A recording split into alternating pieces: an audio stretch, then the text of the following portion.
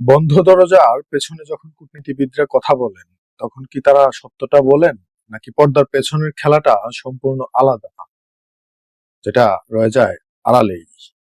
সম্প্রতি ওয়াশিংটন পোস্টের বরাতে একটি অডিও রেকর্ড ফাঁস হয়েছে, যা বাংলাদেশের বর্তমান রাজনৈতিক পরিস্থিতি নিয়ে এক বিস্ফোরক সত্য সামনে তুলে এনেছে।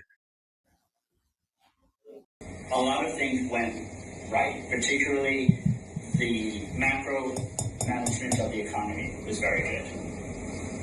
I think actually things like the conviction of Alcina, politically genius. It's shocking that they managed to get that decision before. মার্কিন কূটনীতিক এবং সাংবাদিকদের মধ্যকার এই কথোপকথনটি কেবল আলোচনা নয়, বরং এটি বাংলাদেশের ভবিষ্যৎ নিয়ে একটি নিখুঁত মাস্টার প্ল্যান। শেখ হাসিনার বিচার থেকে শুরু করে জামায়াত বিএনপির ভাগ্য সবই কি আগে থেকে নির্ধারিত? আজ আমরা এই অডিওর পেছনের গভীর ইনভেস্টিগেশন করব। ডক্টর ইউনূসের নেতৃত্বাধীন অন্তর্বর্তীকালীন সরকার শেখ হাসিনার বিরুদ্ধে বিচার প্রক্রিয়া শুরু করেছে। প্রকাশ্যে বিশ্বনেতারা এটাকে ন্যায় বিচার বললেও ফাঁস হওয়া অডিও বলছে অন্য কথা। মার্কিন কূটনীতিকরা অডিওতে স্বীকার করছেন যে এই বিচার প্রক্রিয়া মোটেও ফ্রি অ্যান্ড ফেয়ার না বা নিরপেক্ষ হচ্ছে না।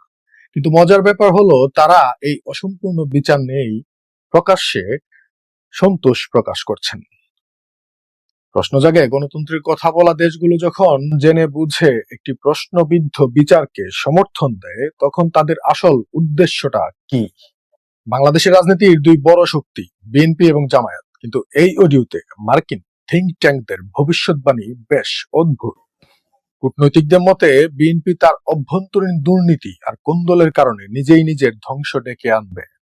আর ঠিক এই শূন্যস্থানে তারা কাকে দেখতে চায় অডিওতে ইঙ্গিত দেওয়া হয়েছে।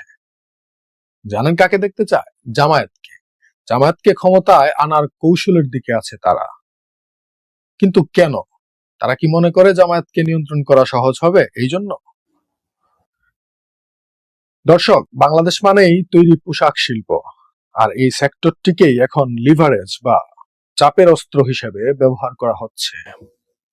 অডিওতে স্পষ্ট আলোচনা করা হয়েছে, জামায়াত যদি ক্ষমতায় আসে এবং তারা যদি শরিয়া আইন কার্যকর করার চেষ্টা করে, তবে আমেরিকা সরাসরি বাংলাদেশের তৈরি পোশাক খাতে ট্যারিফ বা শুল্ক বসিয়ে দেবে, অথবা অর্ডার কমিয়ে দেবে।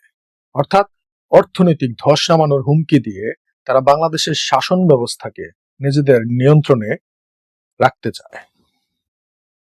এই খেলায় আমেরিকা একা নয়, তারা ইউরোপীয় ইউনিয়নকেও ব্যবহার করছে টুল হিসাবে, যেটা বরাবরই তারা করে থাকে যে কোনো প্রেক্ষাপটে, যে কোনো দেশে।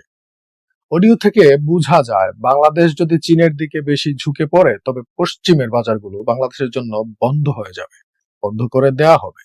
এটি একটি পরিষ্কার সতর্কবার্তা। আমাদের কথা শুনো, নতুবা না খেয়ে মরো।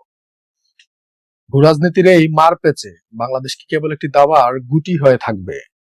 তবে বিশ্বাস করুন, সব পরিকল্পনার বাইরে একটি শক্তি আছে, যা এই অডিওর কূটনীতিকরাও স্বীকার করেছেন।